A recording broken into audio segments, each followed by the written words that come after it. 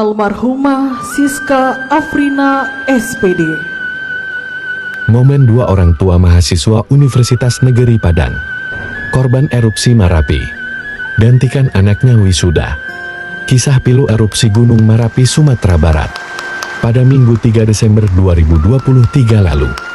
Atas kejadian itu, ada 24 pendaki yang menjadi korban, termasuk korban terakhir atas nama Ifl. Franky Chandra Kusuma, almarhum Franky Chandra Kusuma SPD. Bahkan dua mahasiswa dari kampus Universitas Negeri Padang, korban erupsi Marapi, Siska Afrina dan Franky Chandra Kusuma, akan diwisuda. Meski telah tiada, dua mahasiswa jurusan pendidikan luar sekolah tersebut akan tetap dikukuhkan sebagai menyandang gelar sarjana S1. Video, Universitas Negeri Padang. Da Instagram Mata Rakyat Sumbar.